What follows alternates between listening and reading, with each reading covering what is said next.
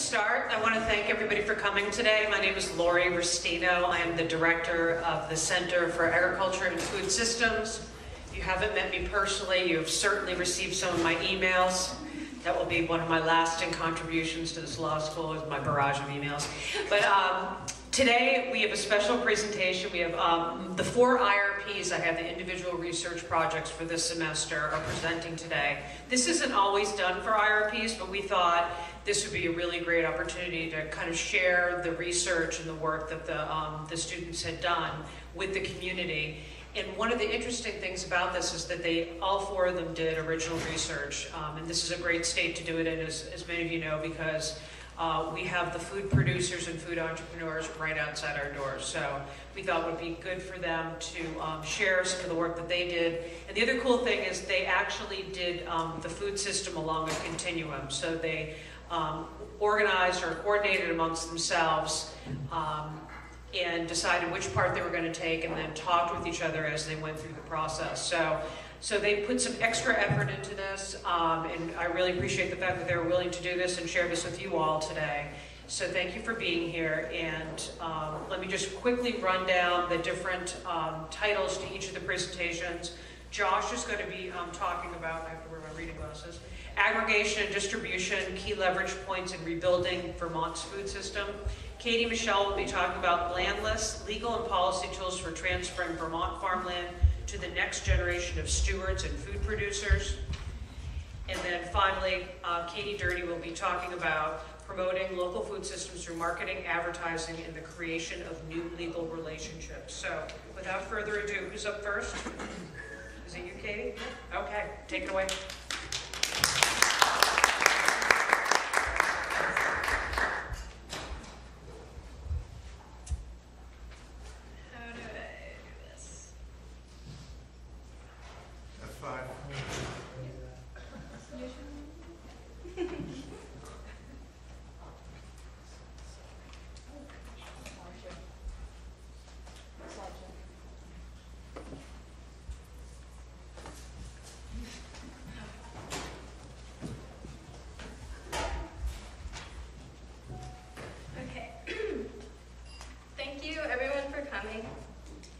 As Lori said, I'm going to start off our discussion by talking about transferring farmland to the next generation of farmers.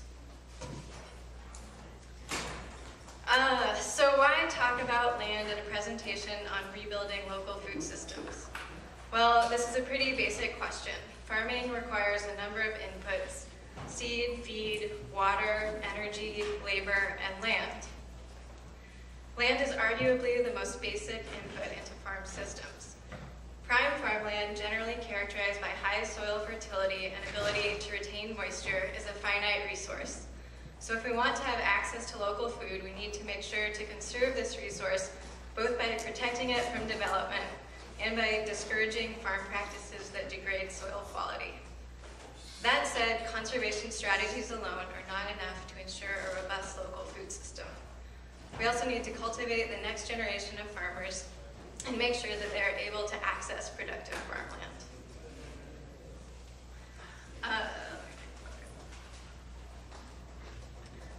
So the graphs on this slide are taken from the most recent Census of Ag, which was conducted in 2007. As you've likely heard, the average age of U.S. farmers is approximately 57. In addition, the fastest growing group of farm operators in the country is those 65 and older. Meanwhile, the number of farmers under the age of 45 is decreasing, and you can see these trends in the graph on the left. These statistics have drawn attention to the widening generational gap in farm participants and have initiated a national discussion about who our future farmers will be and how to encourage young people to enter a profession that's notorious for its long hours, hard labor, high risk, and low financial rewards. Those who do endeavor to enter the profession face numerous obstacles that make the transition from field hand or farm apprentice to owner-operator challenging. The most onerous obstacles include access to land and access to capital. Land access challenges are amplified by the fact that national farmland values have risen steadily over the past 2 decades, more than quadrupling between 1987 and 2007. which you can see in the graph on the right. The USDA Farm Service Agency, which provides loans to farmers who struggle to qualify for commercial credit, has responded by increasing annual lending to beginning farmers in order to assist with land acquisition, among other operating expenses. However, despite this increased dedication of funds, one scholar reports that FSA's overall role in direct farm lending has dwindled to such an extent that today's beginning farmers have less opportunity and public support than previous generations. Furthermore, as the farming population ages, land ownership has become concentrated in the hands of farmers who are retired or near retirement, many of whom do not have heirs who want to continue the family business. Often, those individuals entering agriculture are first-generation farmers who will not inherit land. As Secretary V.S.A says in the quote on the slide, our national challenge then is to find new ways through tax policy, through regulations, through our credit programs or other programs, to help transition farms to the next generation. There are emergent efforts at the federal level to address the challenges that V.S.A outlines, namely through the Beginning Farmer and Rancher Development Program, which was authorized in the 2008 Farm Bill. This presentation, however, will focus on opportunities for Vermont to act at the state policy level. Okay. So,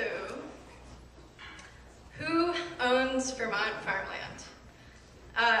Overwhelmingly, farmland owners in Vermont are older, white, and male. Kind of like this guy. The census reports that approximately 64% of farm operators in Vermont are full owners, meaning that they farm only their own land, and they control approximately 44% of all farmland in the state. In addition, a large portion of all owned acreage is classified as either a retirement farm or a lifestyle farm, as opposed to an occupational farm, where the operator reports farming as his or her principal source of income. Finally, non-operators or landlords who do not farm their own property own an increasing percentage of Vermont farmland. In 1988, only 8% of Vermont's farmland was owned by non-farming landlords, whereas in 1999, the number increased to 30%. Okay. Meanwhile, the overall amount of land dedicated to agriculture declined steadily from 1982 to 2003, largely due to the state's ongoing loss of dairy farms. While the majority of this lost farmland has reverted to forest, more than 15% has also been developed into a more intensive use. According to a recent report, the rate and extension of land development has exceeded that of population growth, resulting in pressure that spills over from urbanized areas into rural areas, and giving rise to a land use pattern that some might refer to as rural sprawl, characterized by the prevalence of country estates, vacation homes, and hobby farms.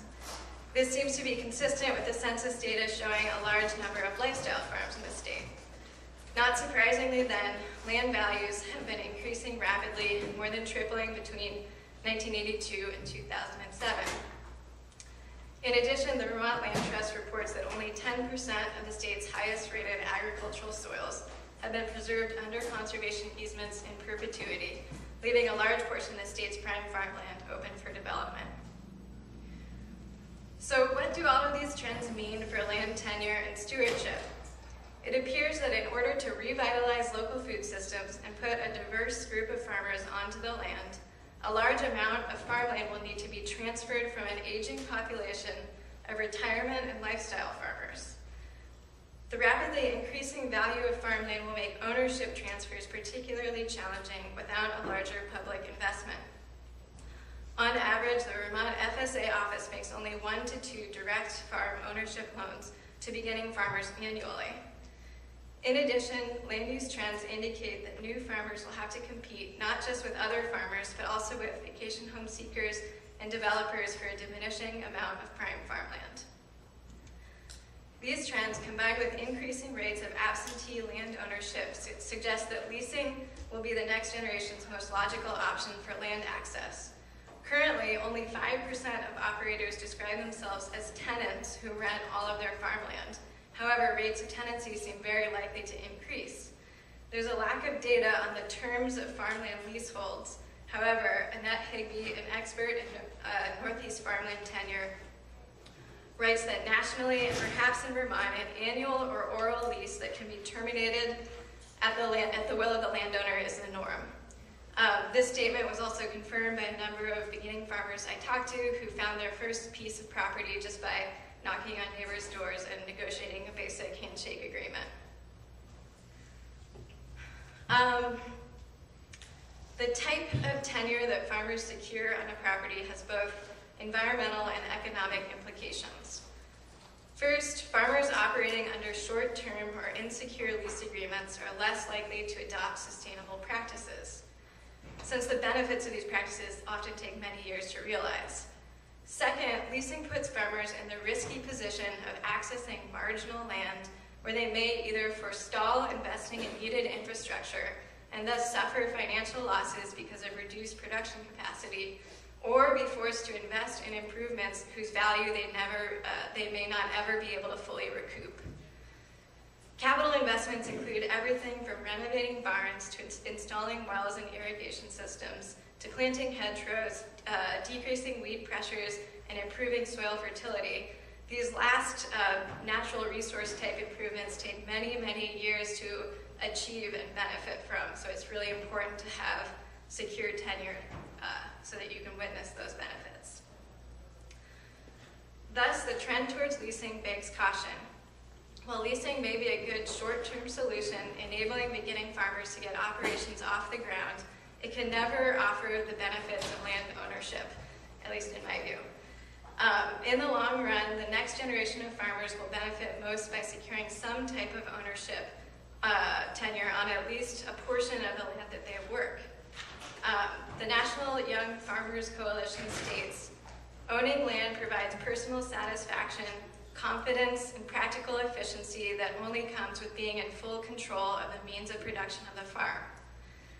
Additional benefits of ownership include the ability to build equity for retirement, the ability to use land as loan collateral for equipment purchases, the opportunity to take full advantage of practices that build soil fertility, and finally, the ability to pass land on to the next generation of farmers. Where traditional land ownership is out of reach, there may be opportunities for lawyers to assist farmers with accessing land via new cooperative models, which is something that I'll address at the end of the presentation. So before I talk about new ownership models, I want to go over a few existing laws and programs that impact land access in the state.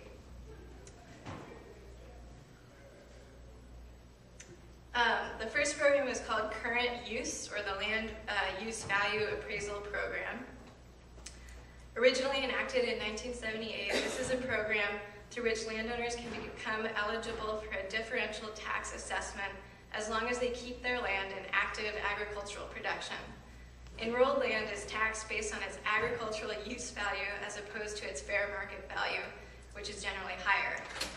As land values increase due to encroaching development, property taxes can grow to the point that farming land is impractical, leading many farmers to sell out, basically. Thus, the Current Use Program offers incentives to achieve more equitable taxation for farmers who keep their land in agriculture. In order to be eligible for the program, agricultural land must be 25 acres or more and must be owned by a farmer or used by a farmer under a written lease of at least 3 years. Parcels less than 25 acres can qualify as well if they produce an annual gross income of at least $2,000 in farm crops. According to the Vermont Department of Taxes, currently over 500,000 acres of farmland are enrolled in the program, which is about a third of the total land area in the state, which is pretty crazy. Many farmers claim that the program is essential to their financial viability. The Current Use Program has pros and cons for beginning farmer land access. On the one hand, the program provides an incentive for absentee landowners to lease to farmers in order to qualify for a property tax break. Kathy Roof from the organization Land for Good writes that maintaining a farm presence on one's land may be so advantageous that some landowners don't charge any rent. In addition, program eligibility is contingent upon a 3-year written lease, providing for a certain amount of security as compared to typical year-to-year handshake lease agreements. On the other hand, certain landowners may abuse the current use program's lenient requirements for parcels less than 25 acres. By engaging in even a minimal amount of sugaring or logging, or by planting a small, low-maintenance crop like fruit trees, a landowner can easily generate the $2,000 in annual income necessary to qualify for the program. In sum, the current use program may contribute towards the prevalence of retirement and lifestyle farms in the state, with which young farmers must compete for land. While the program has valuable benefits, it should be strengthened to discourage enrollment by hobbyists who make minimal contributions to the agricultural economy. At the same time, the legislation should be amended carefully so that beginning farmers operating on fewer than 25 acres but producing significant revenue can still take advantage of the program. The next program I want to talk about briefly is Act 142, the Working Lands Enterprise Initiative, which was passed just last year with the goal of facilitating more affordable access to the working landscape. The Act created the Working Lands Enterprise Board to manage a $1 million public investment in agricultural and forestry businesses. So the Act explicitly recognizes that farm and forest land ownership is often out of reach for young people who don't have some sort of assistance. The Working Lands Enterprise Board issued its first request for proposals in fall 2012, making a total of almost $1 million in funds available in a variety of investment areas, including land acquisition. They received requests comprising $9 million, which is 9 times the amount of money available, obviously.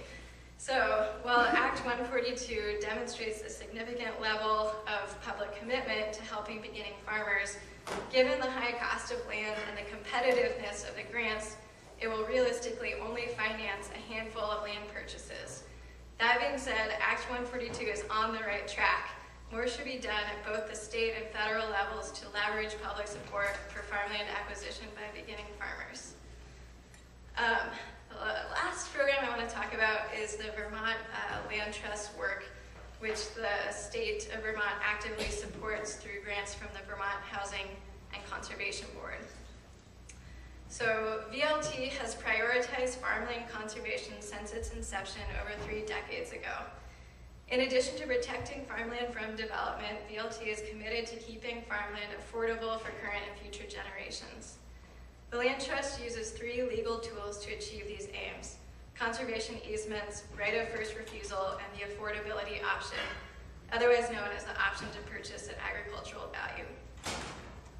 A conservation easement is a voluntary agreement through which a nonprofit or government entity purchases development rights from a private landowner. In addition to earning income from the sale of development rights, the landowner benefits from reduced property taxes because of the reduced fair market value of the property. The sale of development rights may provide funds to facilitate intergenerational transfer and retirement. While conservation easements are one way to facilitate farmland succession and to keep land affordable, they don't necessarily guarantee that land is kept in agriculture. If a farmer conserves his property and then chooses to sell, he has no obligation to sell to another farmer. Often, again, this contributes to the prevalence of country estates, which I discussed earlier. VLT has addressed this issue by beginning to use 2 creative easement provisions known as the right of first refusal and the affordability option. The right of first refusal allows VLT the first option to purchase a conserved property if it comes up for sale. And the affordability option is the option to buy a conserved property at its agricultural rather than its fair market value. While VLT rarely exercises these rights, the protections are important.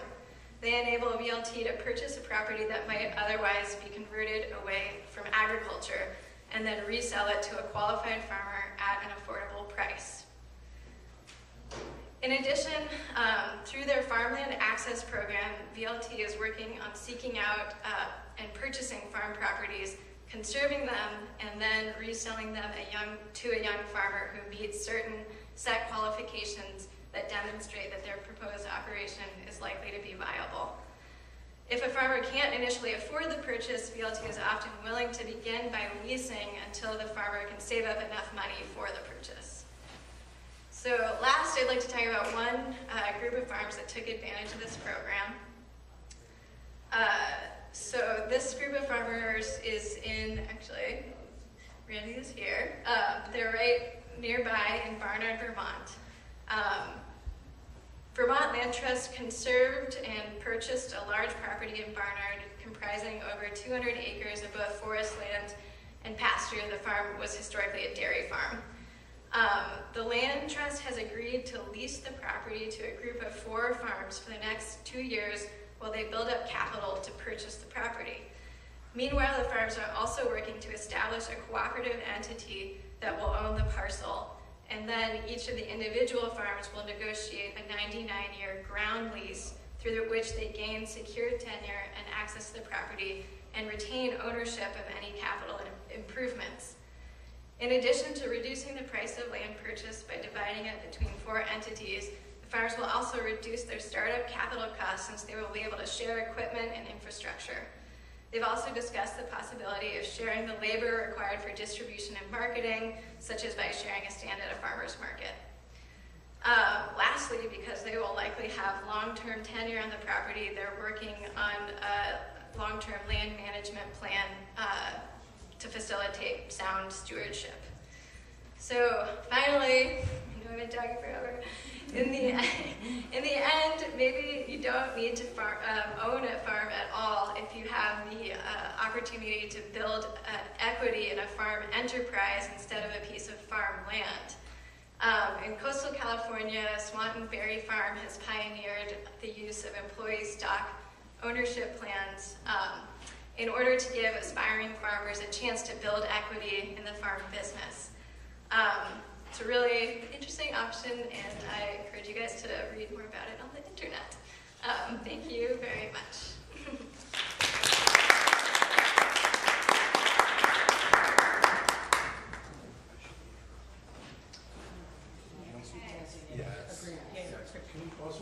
Oh, yes.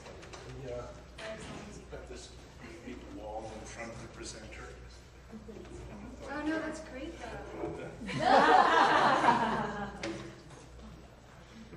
Okay, am I going to still be able to, I'll just It works as maneuver. before.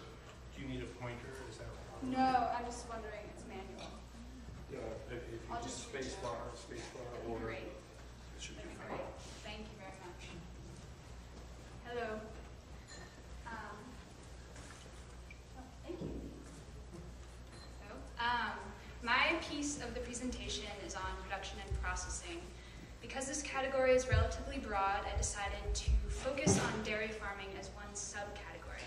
This choice was due in large part to dairy's dominance in Vermont agriculture. Pretty cows. There's going to be lots of pretty cows. So according to the most recent USDA Ag Census in 2007, dairy accounted for 83% of all agricultural-related earnings in the state, and some even put the number closer to 90% if you account associated industries.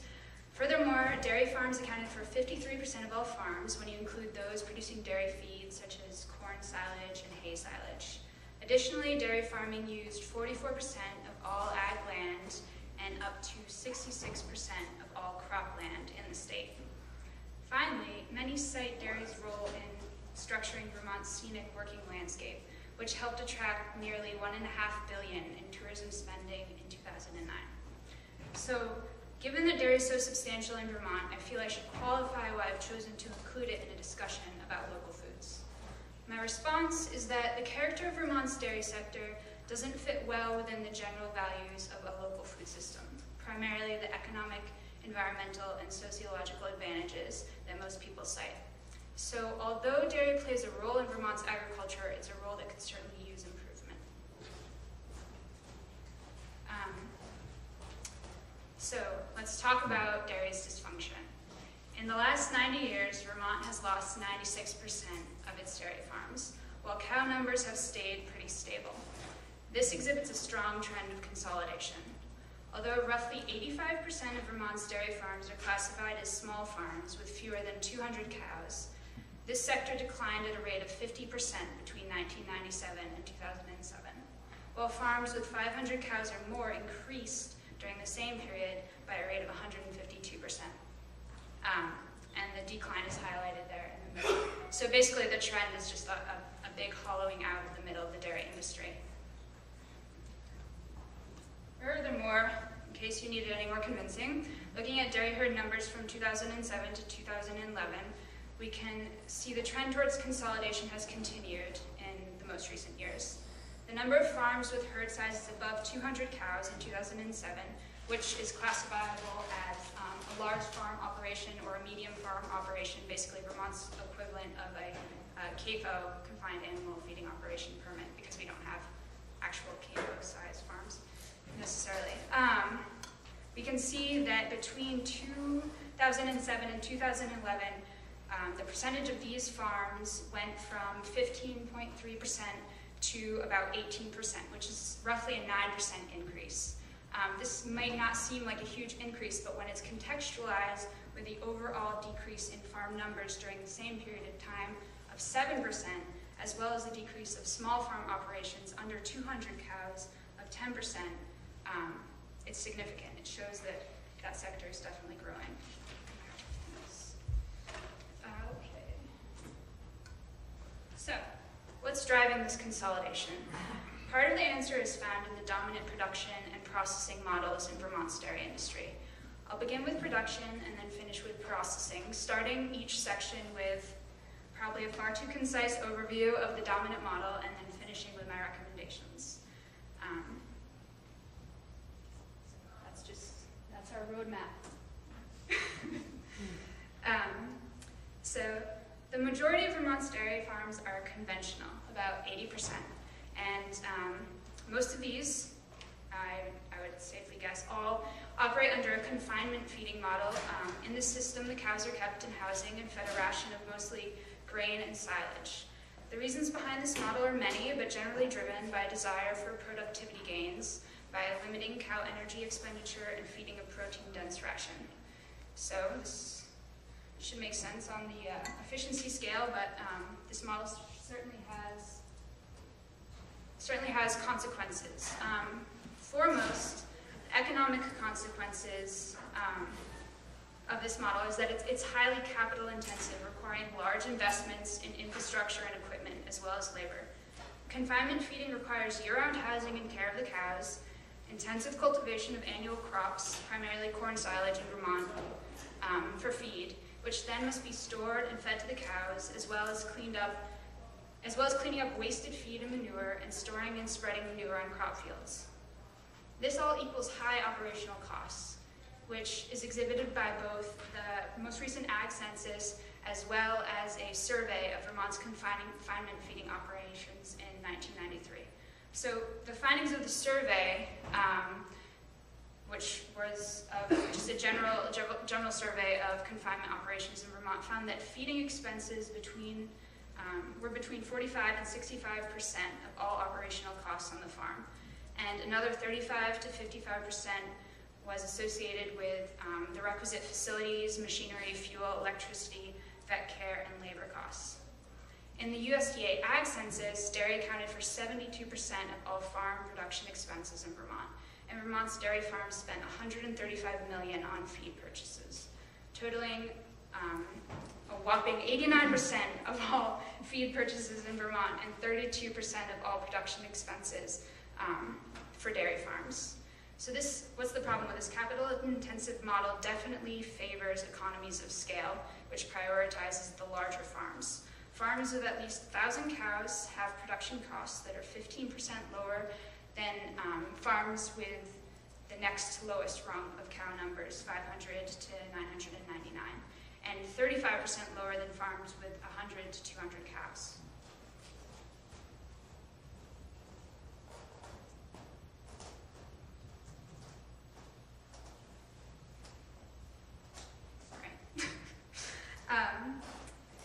because inputs are largely fossil fuel dependent, namely trucked feed, machinery, fuel, energy, synthetic annual crop amendments, and the overall expense of these input costs has been on the rise. And as you can see from the chart in the slide, over the past 9 years, I don't think the slide has all 9 years, but you'll have to believe me, over the last 9 years, increases in annual costs of production have outpaced the average annual commodity price. This capital-intensive model disadvantages small farmers who have less access to investable assets, and it promotes consolidation, as small producers are unable to hold on to their farms. So Vermont's moving towards increasingly large industrial farms. What's the problem? There are studies on both the environmental and social front that make the argument that this is not a desirable path. Environmentally, conventional dairy production tends to degrade water and land quality, primarily through erosion of soil with high phosphorus levels due to expanded production of corn silage, as well as manure management issues. 2 publications, one concerning the St. Albans Bay in Franklin County, and the TMDL, Total Maximum Daily Load Report for Lake Champlain, both note that agriculture accounted for the bulk of the water pollution in that general body of water, and specifically noted that crop production, namely corn silage and manure stacking and spreading by dairy farms, were as primary sources. Furthermore, there are certain social issues that come with a movement toward industrial agriculture. Just to be really concise, an analysis of 51 studies on the social impacts in areas moving towards industrialized ag found a wide array of social consequences and absolutely no benefits. And they're namely economic, as you can see from the list there.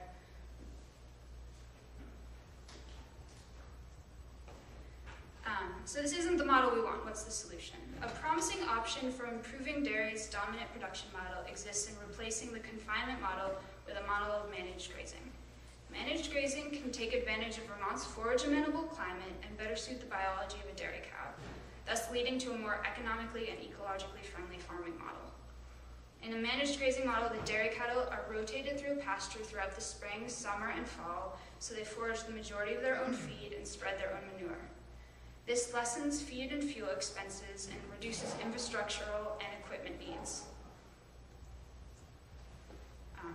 This low-input model can increase the viability of small producers by increasing productivity without requiring continual input expenses, thus limiting small farm loss as well as producing environmental improvements through increased soil health and reduced energy and fuel use. This slide is an aggregation of one study of dairy farms making the conversion from confinement feeding to a managed grazing model, and it includes farms from 5 states, 5 big dairy states: Pennsylvania, New York, Vermont, Maine, and Wisconsin.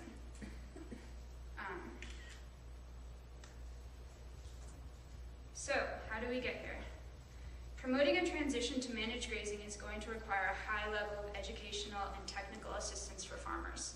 The confinement model is based on high energy feeds, which have directed the breeding and overall management structures on these dairy farms. A transition will need to occur slowly and require a change in breeding patterns as well as overall farm management. So one way to fund and facilitate these transitions is through Act 138, which directed the Vermont Agency of Natural Resources to prepare a water quality funding report. The act was intended to highlight possibilities for increasing and protecting water quality in Vermont. The funding report that resulted from the act notes in one small section, that transitioning to grass-based farming where possible and appropriate can have a great effect on improving water quality. It also acknowledges that this transition will require assistance to farmers interested in converting from annual cropland, corn silage, to permanent grass-based management. However, the recommendations have not yet been funded, and furthermore, the bulk of the report, $3.3 million, was focused on funding animal exclusion, namely constructing of fences between the cows and the waterways. Given that phosphorus issues, which we don't have time to get into here, are largely the result of cropland soil erosion and not animals in waterways, this seems inefficient. the state should focus funds on promoting a managed grazing transition by partnering with the Vermont Agency of Ag to establish grazing tech positions that would help farmers overcome the labor and cost gap of a change in production styles. An additional option is found in the Vermont Farm Viability Program, run by the Vermont Housing and Conservation Board in collaboration with the Vermont Agency of Agriculture and funded by the USDA. The program provides comprehensive farm planning through a team of consultants. Dairy farms accounted for 13% of the farms participating in this program, and many were using the experience to facilitate a transition to direct sales. This program could provide a model for a comparable program based on facilitating a transition to managed grazing for dairy farmers. Importantly, the Farm Viability Program provides planning and not much financial assistance. An additional focus on financial assistance would be important in a like-minded managed grazing program. So, sorry.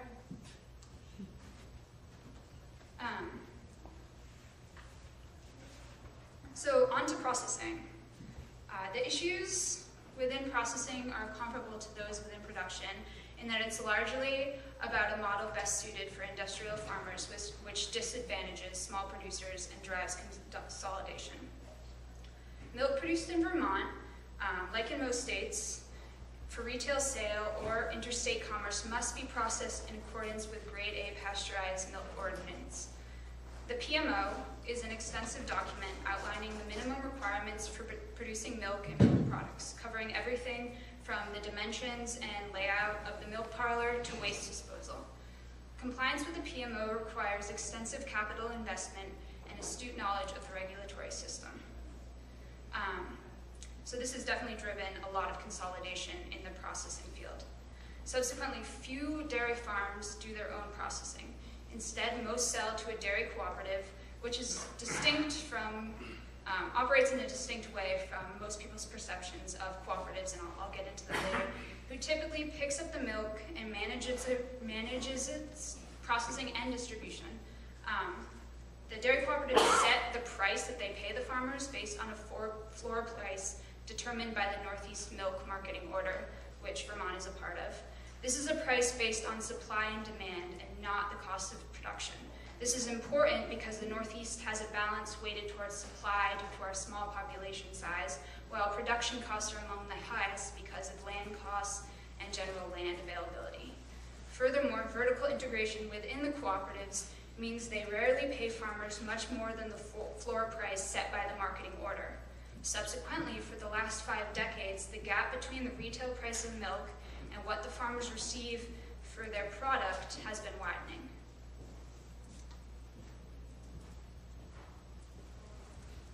Providing farmers with more control over the price and profit of their milk through direct sales instead of cooperative sales would go a long way in increasing farm viability.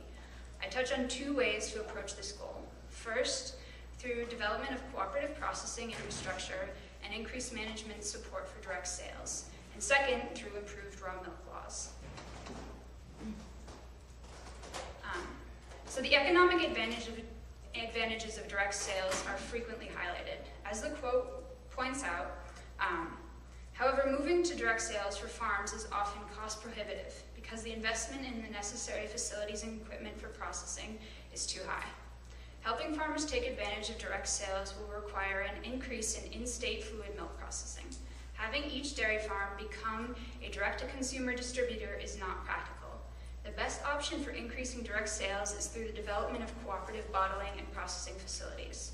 Like food hubs, cooperative bottling facilities could be established through an initial investment by public funds with the goal of the operation becoming a self-sustaining enterprise in a given period of time. So I've done some initial research on 2 models. I'm still waiting for contact on the first, so I don't know all the nitty-gritty details. But there's one model in northern Vermont, the Green Mountain Cooperative Creamery, which was established by a partnership between Kimblebrook Farm and Vermont Smoke and Cure. And the facility, which is within works within PMO compliance, was funded through a Vermont Value-Added Producers Grant. So it's a single farming venture in terms of the dairy farm. It's partnered with a meat operation, but it's only serving one dairy farm. And then the second model is Hudson Valley Fresh. And this model's roots are a little anomalous to, well, maybe not, but what might be typically expected in that it's an aggregation of, I think, 5 farms now. They might have more in New York State. And the initial funding for the requisite processing equipment was provided by one of the farmers who was just coming off a career as a surgeon. So he had a significant amount of personal capital to invest in the venture. That's not typical. So my idea is that some sort of combination of the two models would be the best approach, in that the Hudson Valley is really advantageous in that it aggregates a number of farms and serves a number of farms. The Kimblebrook model is advantageous in that it was public funding, which is, although sparse and competitive, a lot more likely to happen than an initial private investment. So if we can focus public funding on cooperative facilities directed towards dairy processing, that would be great. Most of the food hubs in the state focus on either meat processing or vegetable processing, so there's definitely a need. There's a second option for allowing farms to take advantage of direct sales. This is through improvement of the raw milk laws in Vermont. Under Title VI, V.S.A, Chapter 152, Vermont allows the sale of raw milk for producers selling up to 160 quarts a day directly to a consumer, which is the production capacity of roughly 10 cows on a managed grazing system. It's like one Holstein.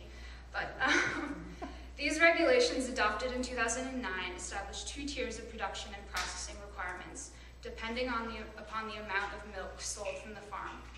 Compliance with the more rigorous tier, Tier 2, allows a producer to deliver the milk directly to the consumer and allows the sale of up to the maximum 160 quarts a day. Producers on Tier 1 are only permitted to sell their milk directly from their farm and must keep levels of sales below 50 quarts per day. Neither Tier 1 nor Tier 2 raw milk producers are allowed to sell anything but fluid milk to their consumers, nor are they allowed to distribute through retail markets such as cooperatives, local grocers, or farmers markets.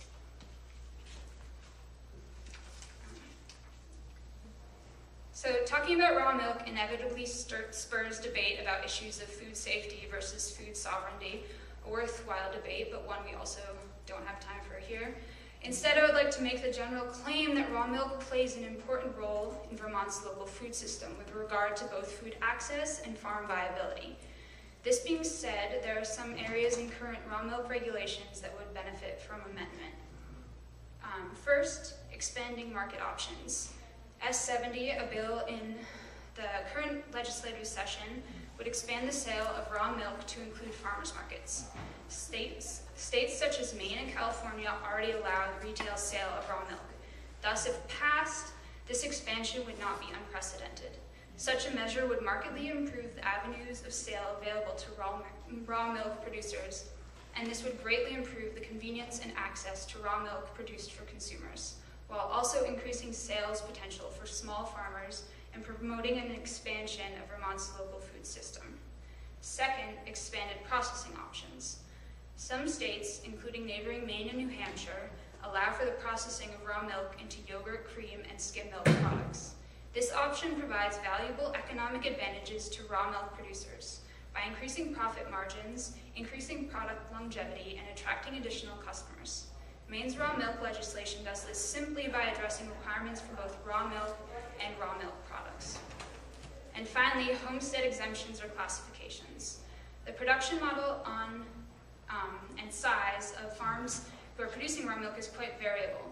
Subsequently, a 2-tiered model of regulation still imposes significant burdens for those operating on a very small scale, namely 1 to 2 cows, or animals, goats as well. Vermont has a number of producers who operate on what might be termed a homestead level.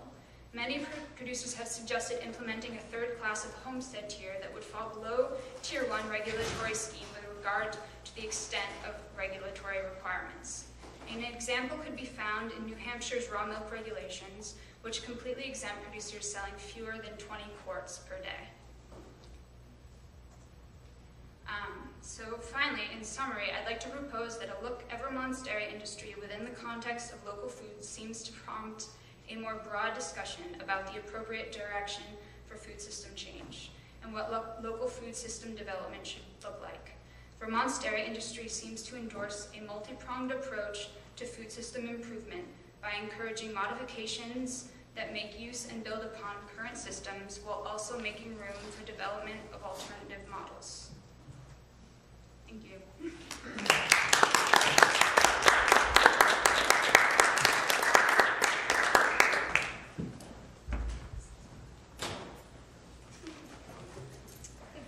Hello, I'm Josh, and I just want to thank everybody for coming and listening this evening during a busy time of the year. It's funny, yesterday, about this time, the four of us were cooped up in one of the windowless study rooms in the library, and we joked that it would be a lot easier if we just got booed and heckled off stage. But that hasn't happened yet. Been a very attentive and unintimidating crowd, so thank you for that.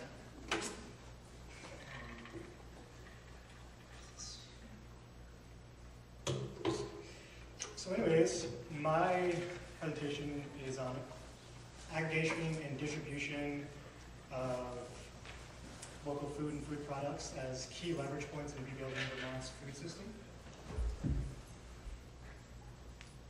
Let's see if I can figure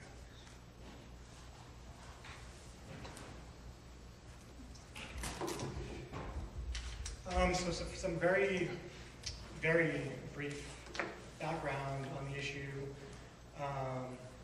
As you can see, of all fossil fuel consumption in the U.S., estimated 20% is used for consume, to grow, process, and distribute our food. And as a result of over 30 years of federal farm bill policy that continues to subsidize and focus on 5 commodity crops and encourages agricultural monocultures to the exclusion of sustainable local food production, the average food item now travels 1,500 miles from farm to table. And this quote from Michael Paul, and this comes from in December of 2008, he authored an open editorial in the New York Times titled Farmer in Chief, addressed to President Obama. And as he eloquently put it, when we eat from the industrial food system, we are eating oil and spewing greenhouse gases. Unfortunately, I don't think that letter ever made it to President Obama's desk. Maybe we'll see some action in the next 3 years. And quickly, the benefits of moving towards local regional food systems, economic benefits, creates local jobs, strengthens rural local economies, social and cultural benefits, just bringing communities together, rebuilding rural communities and one of the consequences of our industrial food system is rural depopulation that's occurred in the last 30 years. So it's kind of rebuilding these rural ghost towns. Environmental, basically the less we eat from the industrial food system, the better it is for the environment. Health, when you think of obesity, heart disease, diabetes, huge problems in America today, making fresh, affordable, local food available to as many people as possible is another way to get at those problems. And then food security, in light of the growing threats of climate change, the need for food security and resilient food systems has really never been more important, and it will only grow in importance as time passes. So now for this idea, this concept called leverage points. This comes from an article written by Donella Meadows, who's the late Donella Meadows. She used to be a professor at Dartmouth, started the Donella Meadows Institute in Norwich, Vermont. And basically it's places within a complex system where a small change in one thing can produce big changes in everything. There are points of power that you want to focus your resources on. And leverage points within Vermont's food systems. And by developing policy that supports and encourages the growth of the necessary infrastructure at these points of aggregation and distribution, Vermont can make the most of what is definitely limited resources in developing a truly sustainable statewide food system that works for all the stakeholders involved. Some barriers to distribution in Vermont. Although institutional demand for local food in Vermont is on the rise, there's still a lot of hurdles in sourcing and supplying local food to meet demand, not just institutional, but retailers as well. And the lack of infrastructure related to distribution of local food is a major barrier to local food market development. The local food supply chain in Vermont lacks mid-scale aggregation distribution systems that move local food into mainstream markets in a cost-effective manner. And the lack of investment capital for supply chain infrastructure such as refrigerated vehicles, temperature-controlled storage facilities are also barriers. Next one, consolidation and concentration of retailing, distribution, and processing over the past 25 years has made it difficult for small and medium-sized farms and food enterprises to gain access to traditional retail markets. And lastly, Vermont farmers have been hesitant to scale up to meet the demand of the institutional market, while Vermont's traditional distribution systems have been slow to adapt to the changes in their sourcing patterns for institutions. And I think one good example of this kind of hesitancy, a good local example, comes from Lincoln Farm, East Bethel, not too far from here. A couple summers ago, I got to know the owner, Sam Lincoln, real well. And several years ago, his production was focused on satisfying wholesale market. He was producing a lot of, I think, squash, butternut squash, and just proved for somebody of his size, just proved to be too risky. If with the smaller size farms of Vermont, to meet the demand of a wholesale market, you have to supply quite a bit, and so he has to focus on just growing a handful, one or two crops. And when you do that, you risk, if it's a bad growing season, poor harvest, or if you have a pest problem, you could potentially lose all of your crop. And the risks just simply don't, the rewards simply don't outweigh the risks of doing that. And so now for a little bit of what's going on in Vermont. As some of you may have heard, there's the Vermont Farm to Plate Strategic Plan.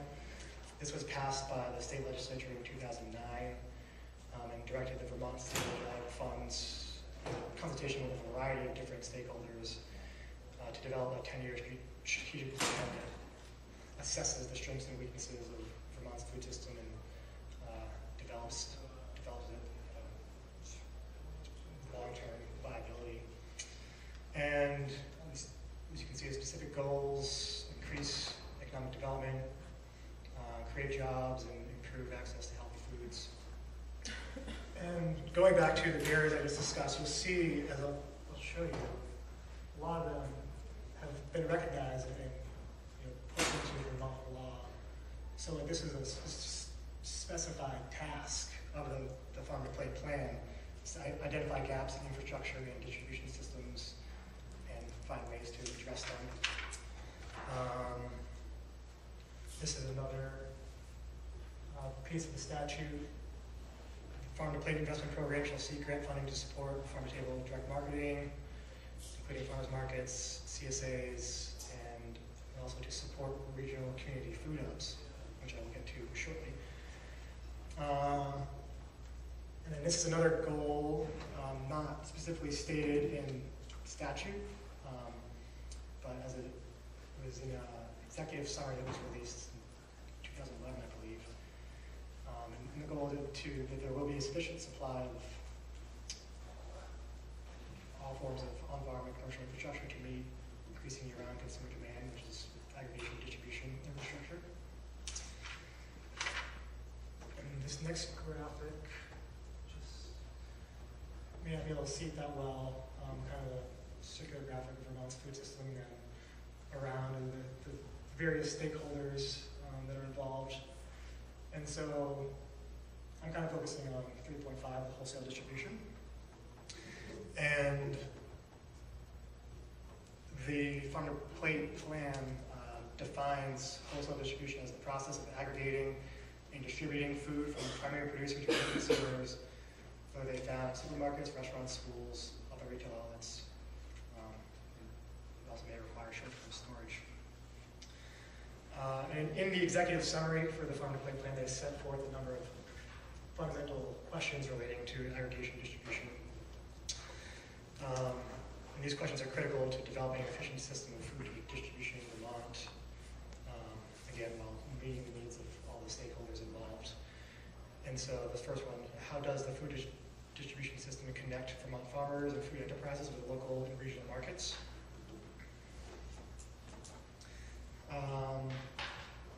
Next question, what do Vermont's food retailers need in order to provide more local and regional food to their customers?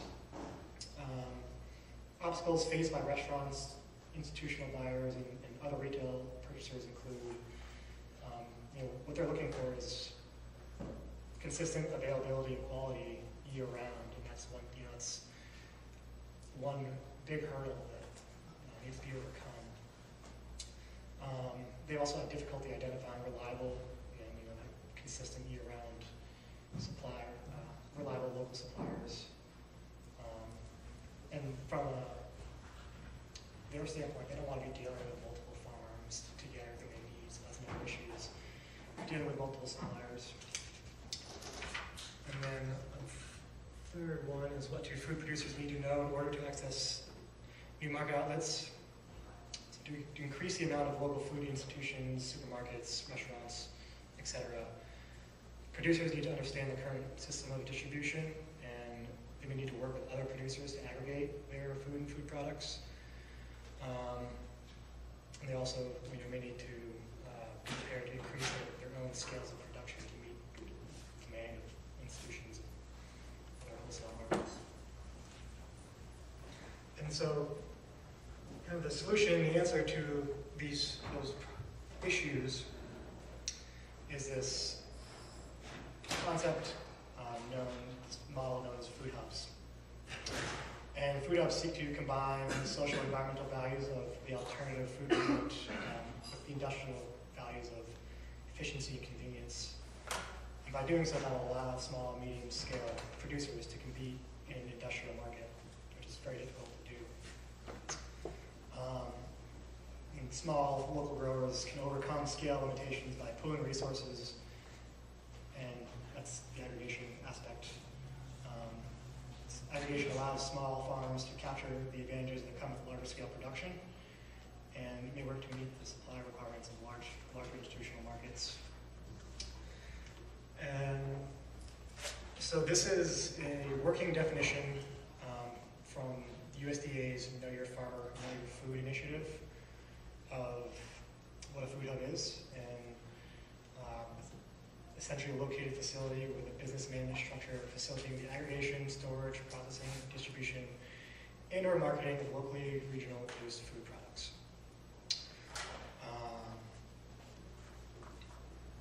And so food hubs will have any number of these core components. For aggregation distribution, they serve as a drop-off point for multiple farmers to bring their products and be aggregated, as well as a pickup point for distribution firms that may be delivering that to the end user. Active coordination, so there'll be a management team that coordinates supply chain logistics on behalf of the producers and wholesale markets. Permanent facilities provide the space and equipment for food to be stored, lightly process packed, and even sold under Food Hub's regional label if you decide to go in that direction. Other potential potential services that food hubs can provide include wholesale retail vending space, as well as space for health and social service programs, community kitchens, etc. I think a key point to make is one of the great things about the food hub model is that it's very flexible. It can be adapted and tailored to meet the specific needs of the surrounding community or region. And taking a look at the food hubs in Vermont is a great way to kind of bring this point home, because there's really, from what we've seen, no food hub is the same. And we were lucky enough to visit a couple. So the Matter Food Hub, this is in Waitsfield.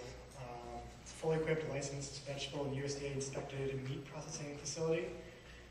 Also offers dry and refrigerated and frozen storage, as well as weekly distribution services to retail markets throughout the Matter Valley, Waterbury, Burlington, Montpelier area. And a good quote that we got, or I took down from their executive director, Robert Morris, and he really urged the fact that Vermont food hubs should be differentiating themselves and complementing each other in what they do and the services and capacity they can provide. And so that's why you don't want to, especially in places like Vermont, you don't want to see two things doing the same. And an example of this is they collaborate with FoodWorks, which is in Montpelier. FoodWorks at Two River Center. They have a farm-to-table program, and so they collaborate and deliver in Montpelier 2 days a week in Washington County. And FoodWorks, and so the important thing to point out about the Matter Food Hub is an L3C business entity, which is a low-profit, limited liability company, which basically is a hybrid between a social enterprise and a nonprofit. So it allows them, some room for profit-making endeavors. Whereas FoodWorks is a nonprofit, and all the other ones, as you see, are nonprofits. And then we also visited the Vermont Food Venture Center in Hardwick, which some of you may know is the town that food saved. And this is a much bigger facility than the one in Waitsfield. And it serves as a multi-use processing facility, and also offers business incubation services for farmers and food processors and manufacturers working out of there. Basically, at this Matter Food Hub and this Vermont Food Venture Center, if you are not necessarily a farmer, but you want to start a food business, whether making salsa or anything like that, processed food, you go and you rent space for an hour, 2 hours a day to go and do what you need to do. There'll be label machines for your products, and then you can store it there, and then that can be kind of an aggregation point for your local, your products as well, that get distributed out to the market. And the Vermont Food Venture Center has less of a focus on distribution at this point. It's something they're hoping to expand to in the future. And then lastly, and this is, the Intervale has gained a lot of national attention over the years. It's in Burlington, and they do a lot more than just food hub. It's 350 acre worth of farms that supply 10% of Burlington's food. But among their many programs, they also have the Intervale Food Hub, which they developed once they discovered a need among their area farmers to extend the season via storage facilities, and address this issue by investing in shared storage facilities, which reduces costs for farmers and helps them facilitate partnerships and relationships that improve their business viability. And they also have a network of local brokerage services that connect farmers with wholesale buyers in order to meet the growing institutional demand. And to touch on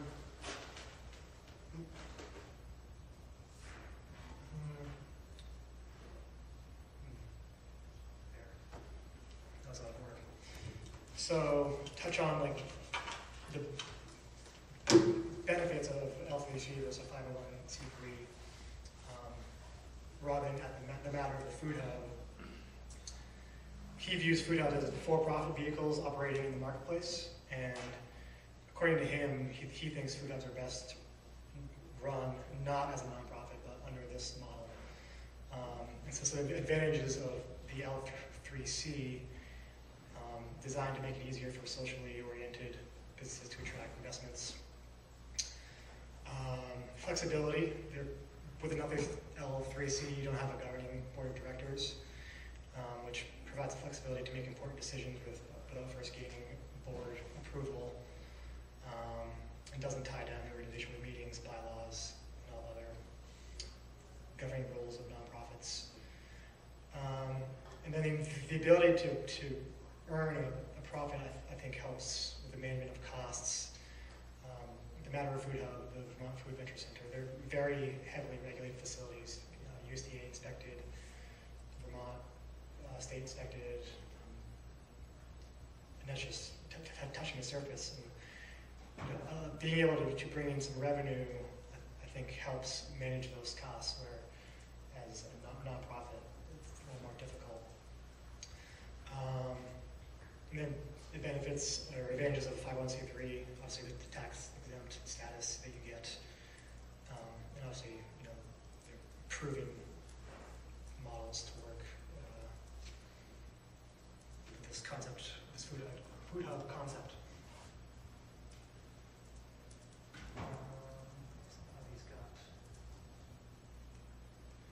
So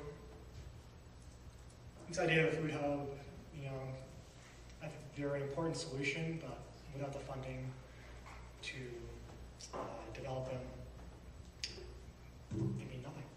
And so in Vermont, one source of funding, as Delilah mentioned, is the Vermont Farm Viability Program.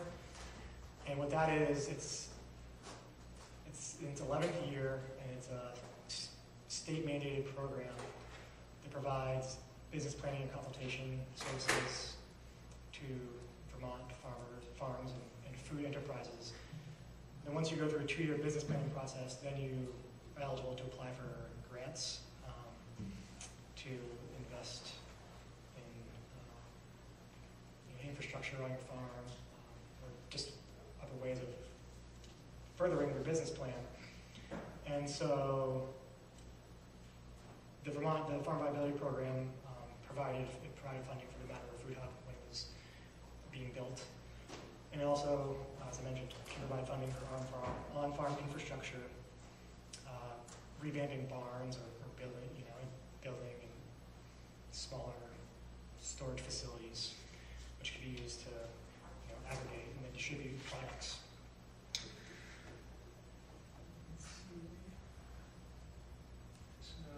Some more examples of other food hub models. You see the top, the nonprofit-driven model, and then the Intervale Center is an example there.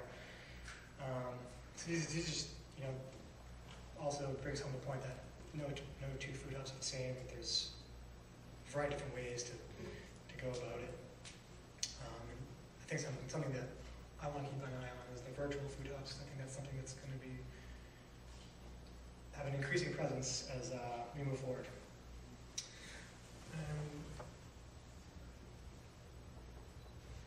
Winding down here, aside from funding and encouraging the development of more food hub type facilities throughout Vermont, there are other policy initiatives at all levels of government that can help facilitate the growth of the aggregation and distribution of infrastructure that is needed.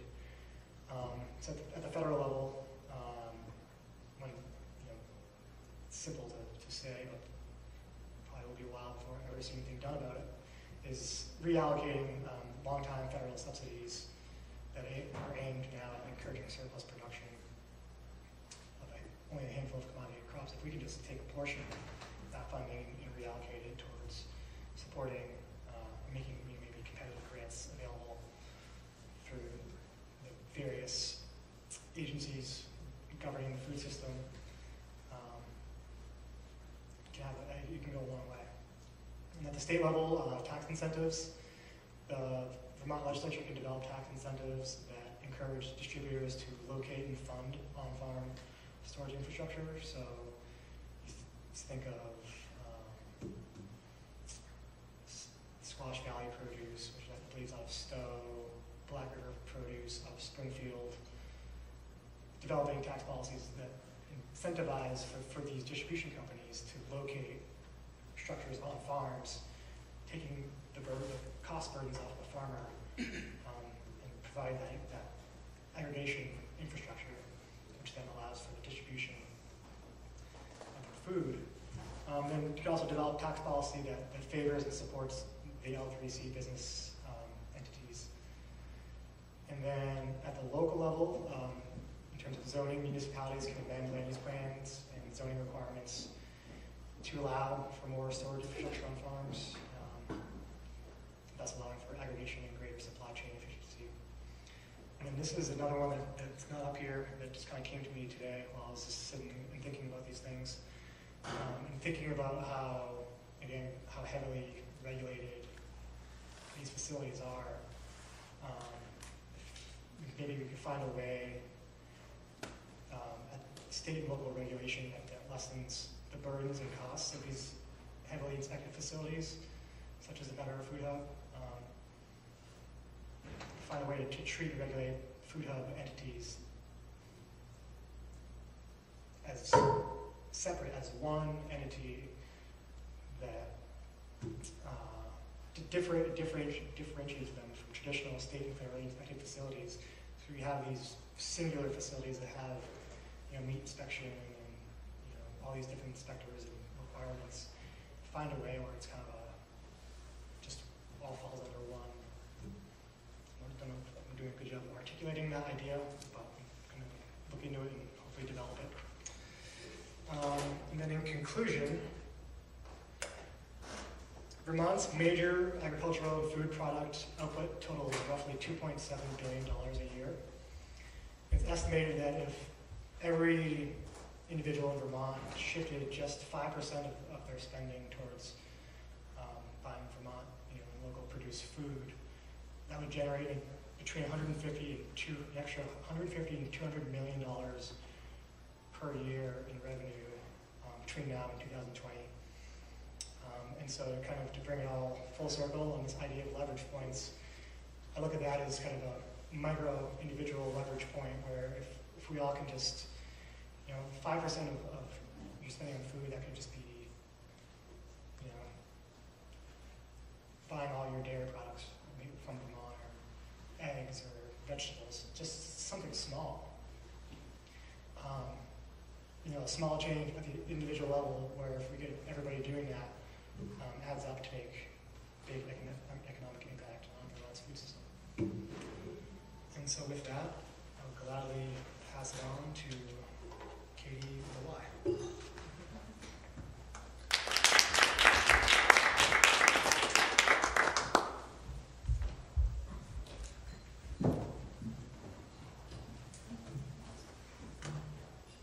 Hey everyone, I'm Katie. I know I have the last presentation, so I'll try to keep this a little short.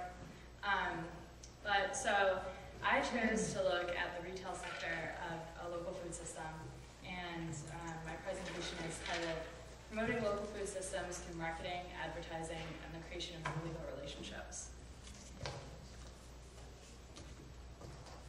So, first I want to discuss the current barriers to scaling up Vermont's local food system at the retail sector.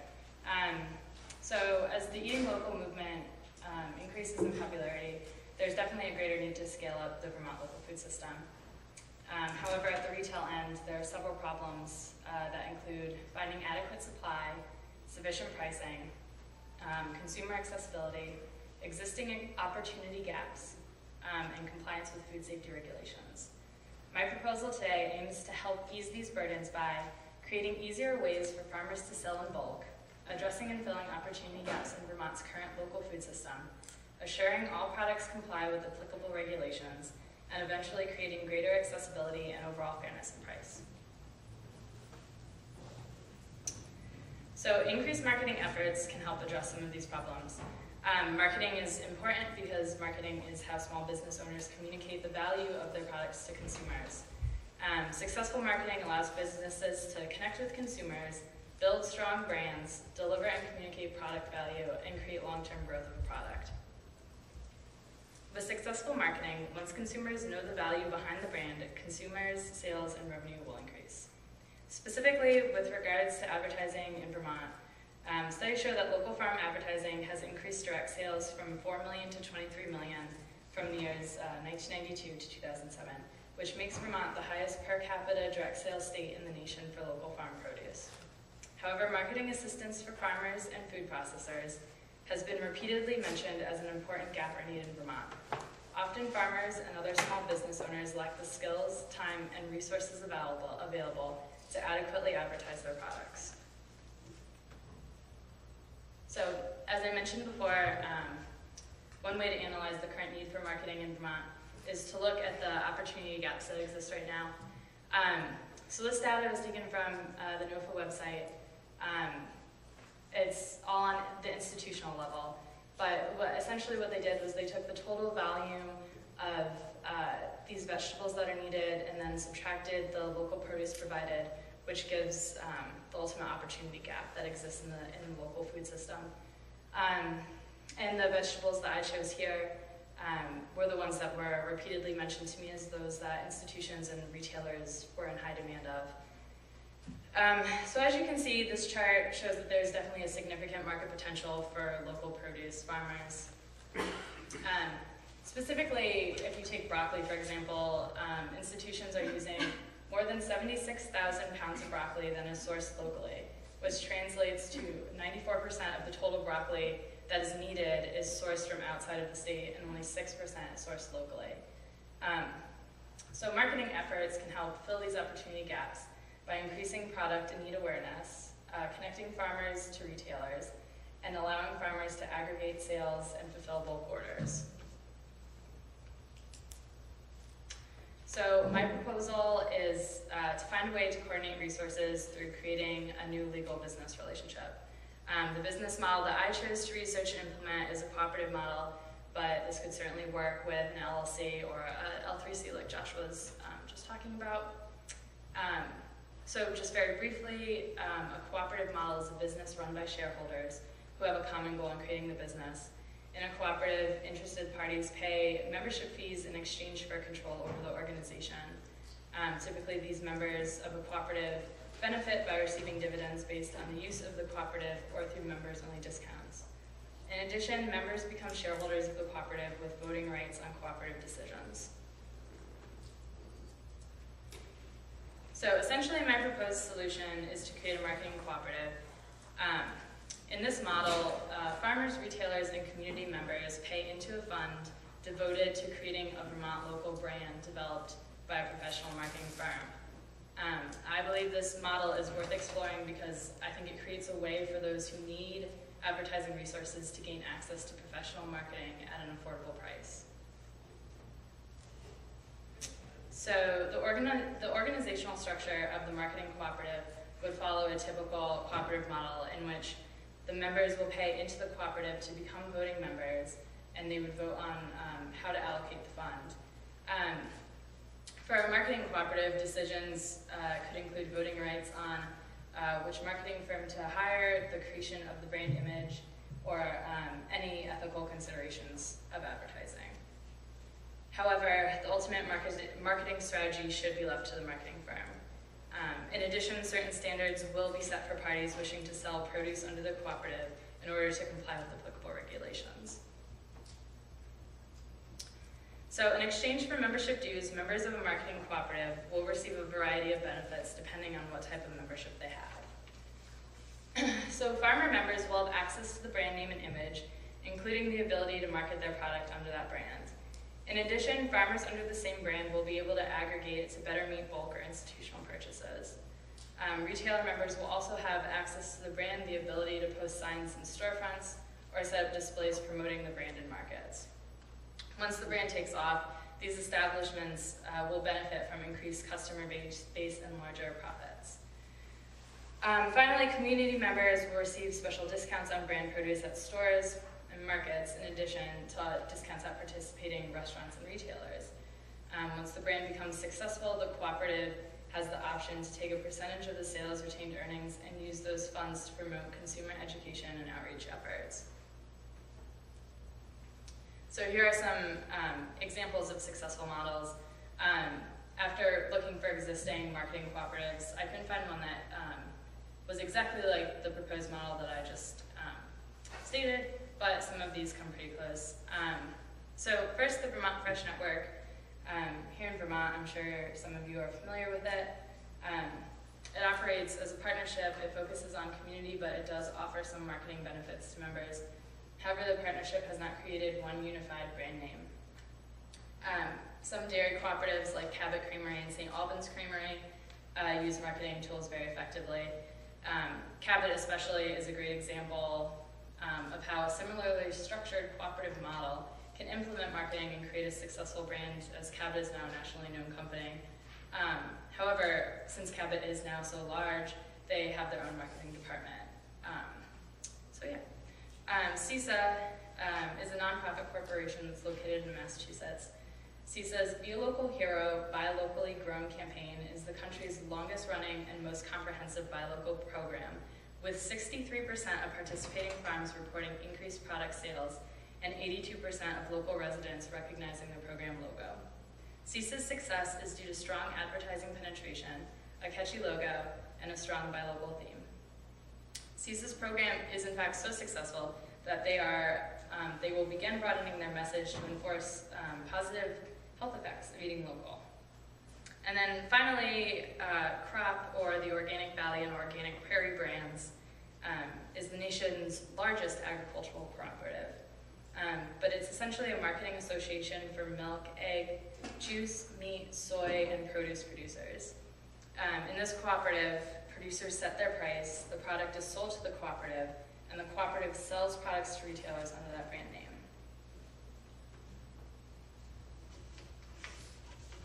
So taking from these models, a marketing cooperative can help scale up a Vermont local food system in a variety of ways. A marketing cooperative would ease supply pressures by allowing producers to aggregate and sell under one brand name, allowing farmers to fulfill more bulk orders. Producers may be able to lower prices on produce if the cooperative launches a successful brand that increases customers. With both retailer and farmer members, the cooperative will create a network, opening up communication channels and filling opportunity gaps. And over time, customers will learn to trust the brand name, feeling confident that the brand has met appropriate health regulations. So to conclude, although creating one unified Vermont local brand will help scale up a Vermont food system, this is only one part of a whole system, and the other issues discussed here today will also need to be addressed as well in order to successfully build a Vermont local food system. So, thank you all for coming and listening to us tonight. If you have any questions about our research, we can take them now, or we'll be available informally after too.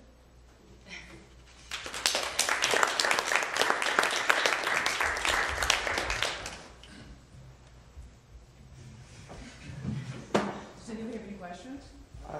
I came in late, so I probably didn't hear the answer, but the idea of local detached from topography or environment, in other words, real local, and defined not by political or legal analysis, but by how much rain falls, what's the quality of the soil. In other words, what the French would call terroir or appellation, whatever. Why are we not pursuing that rather than the marketing model that is the already paradigm that you're trying to fight against? In other words, if you start to market like the big guys, like Cabot, you won't look any different. Maybe you'll be successful, in which case you get bought out, but you won't survive. You're not distinct. There's no compelling reason to go local other than the word local, which is like the word natural. It doesn't mean anything. It's not really a question so much as do you guys think in terms of things that are not tied to politics? And everything's tied to politics. Don't get me wrong. It's all political, but it's not necessarily neatly defined by county borders or highways. Yeah, I mean, beyond the idea of terroir, I think it really is artificial to think about local within the boundaries of a state, which I think is how it's often done from at least a policy perspective, because we're talking about state policy. Mm-hmm. But I think really local needs to be defined by actually by like sales potential, because a lot of farmers within Vermont need to sell throughout New England in order to stay in business. And it's also determined by what grows where and where you can produce what. So I agree with you that political boundaries are a totally artificial and not very useful way to think about the word local. I don't know if this covers what necessarily you're asking, but just in the context of what I touched on in the dairy industry, I think I was trying to make the assertion that dairy really exhibits the importance of perceiving food systems outside of these set boundaries of locality, and that we need to take advantage of existing production schemes, as well as, like Katie mentioned, just the regional distribution power. But going on the wine thing, what's to prevent you from, wine, the idea that there's a difference in a wine that grows on one slope versus another is obviously bullshit. You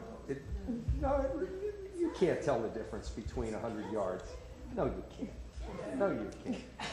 I'm absolutely convinced that if you get good quality wine of a certain vintage and a certain species or type of grape, that it would be hard, as long as it's good, to distinguish between things, but that they still do it in order to make money. It's a branding thing. And I think you can do it with milk, you can do it with honey, you can do it with anything if you put your will behind it and your imagination into creating the construct. And so why couldn't there be a Vermont brand milk that you convince everybody tastes better? Don't you think that's already happened? Vermont has a really strong well, brand. I don't know if you were here during the dairy presentation, but I think if you look at people who had, a primary reason is that there's not adequate processing infrastructure. So what happens when people try and market the milk brand, the distribution is all messed up. I didn't cover distribution because that would have been like a 100-page paper. But what happens with most milk, any organization that has attempted to make a Vermont brand milk product, most of the time they need to get their milk shipped out of state and processed out of state. Sometimes there's a problem with commingling between other regional milk products. The other major issue was business management. So a lot of times it was a bunch of farmers getting together and saying, let's aggregate our product, let's get away from these dairy co-ops, let's sell it, let's get the profit. And what happens is they're really excellent farmers, and perhaps they have good business ideas, but they don't have good business skills. So they just kind of fall flat for management. I don't know if that answers your question. Well, also I realize the unit price for milk is not the same as the unit price for wine, and so it's... No. In response to Pat's point, I think maple syrup is marketed in the way you describe, am I right? Although they're trying to break it down, I That think. would be unfortunate. They're trying to take away the Vermont With the new grading distinction. systems, I get it, but in terms of the product, the Vermont appellation is the feature selling point on that syrup, as opposed to New York syrup or Canadian maple syrup. It's a good point. My question is for Katie. So, do the farmers who join this co-op have to pay membership and dues to use that label on their product? I mean, in my model, yes, but I think I think it's a super flexible model, and you could pick just about any.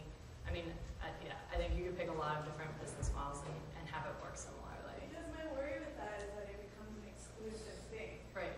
You know, if people start to trust this Vermont local brand, then they'll distrust the non-Vermont local brand. Right. And then it starts to become like the label organic, where it's excluding the people that are new and can't necessarily pay those dues. Right. I just wanted to comment on the scope of the research that you all presented. The title you have is so appropriate. Just we saw the full arc of all the issues that you wanted to hit on, the land itself, the industry, the distribution and infrastructure and the marketing of it. I just thought It was just very well presented and kind of gave us a really nice overall summary of the issues.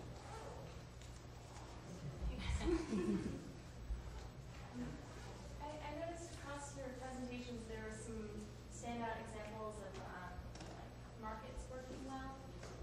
There's the Vermont Farmer Economic Viability Program, the Housing Conservation Board. I didn't know, actually, it's a sub-question. What is the online food hub that you mentioned? So there were Virtual food hubs, which I don't know too much about, but there's the one that you may have heard of, an organization called Eco Trust. What are the services? I don't know too much about it. Right, yeah. And I was just kind of wondering if you guys could comment on like whether there's sort of whether we should preference the market-based solutions, like, or if you see those as being better examples in each of your disciplines, or not, if you're seeing kind of more institutionalized solutions also working just as well.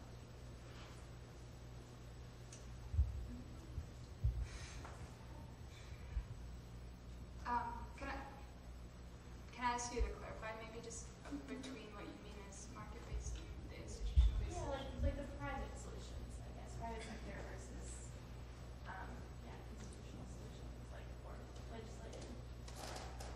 At least as far as land goes, I think we need both. Like, I think what I started to get to at the end are private solution and new models of ownership that are facilitating either a viable career in agriculture through an employee stock ownership plan or access to land. But I think we also need the legislative solutions. We need public investment.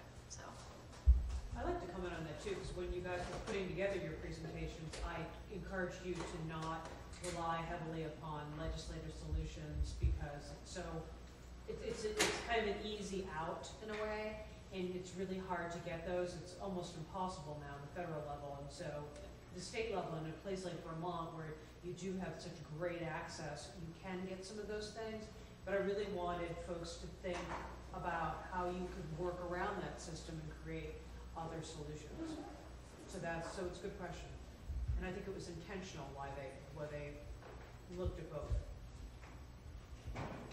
I like with the food hub model, I think a lot of it,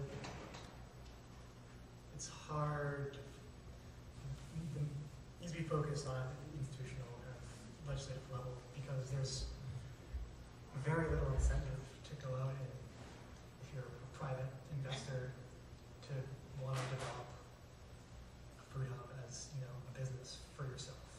Because there's, either with the L3C or nonprofit model, there is very little or no room for profit. So, thus there's little incentive for people to invest their money if there's not going to be return. So I think the focus does have to, the majority of the focus has to come from the institutional level and people like me need to find other ways, private market ways. I have a question that kind of relates to what you're speaking on. One thing I always wonder about food hubs, so a farmer develops, starts to cater what he or she grows based on what's popular at their farmer's market stand or what the restaurants are really demanding, and starts to really be able to cater for that. I always kind of wondered if the food hub is one step removed, from the market base to where it becomes more difficult to specialize or. Well, I think,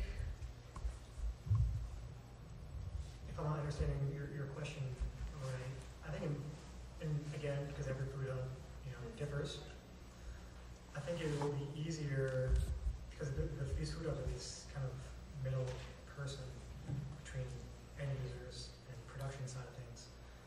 And they know what the demand better than the individual farmers. So if, thinking of Fletcher Allen Hospital in Burlington, if they're looking for, 30,000 pounds of carrots a year, somebody and say, hey, ditch your lettuce, focus on carrots, because this is consistent, you're going to have a consistent demand for this. And so you kind of say signals back to the producers of, what may be good for them, what may not be. I think it's also important to remember that some food hubs don't do any marketing or distribution. They're just processing facilities. So a farmer is still direct marketing and still interacting with consumers at farmers markets through CSAs and all of that. So they're just paying a fee basically to utilize a processing facility, maybe to sell a value-added product like jam at a farmer's market. So. I have a question. How do you reconcile increased productivity and efficiency that comes from geography-forced specialization with the practice of eating locally? Because after all, development for more local agriculture is still more development and not land conservation. And just as an example, I'm pretty sure the lemons in our organic lemonade were not grown in Vermont. So how do you reconcile that with the practice of eating locally? Question. Yeah. I think it's a conversation Katie and I had often when we were just going through the numbers, because she was looking at land use and I was looking at dairy, which it's 44% of all farmland in Vermont, 66% of all cropland. So it's a big sector. So what do? Convert dairies to vegetable production, or do we facilitate better regional food systems? And I think conversations that I've had that I think address that the best, although there's probably not a perfect answer, are acknowledging that at least within New England, there's importance in appreciating regionality over just straight local. Like if you look at the amount of dairy that's produced in Vermont and the amount of berries that are produced in Maine, making more efficient those distribution networks and building a New England-based food systems that capitalizes on particular states' advantages would be more effective than being confined by arbitrary state borders to a certain extent. But then you get into the whole nuance of regulatory structures that occur just inside the state and farmers wanting to take advantage of intrastate distribution versus interstate. So,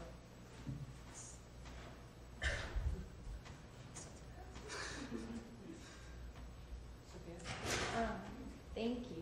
This was really great.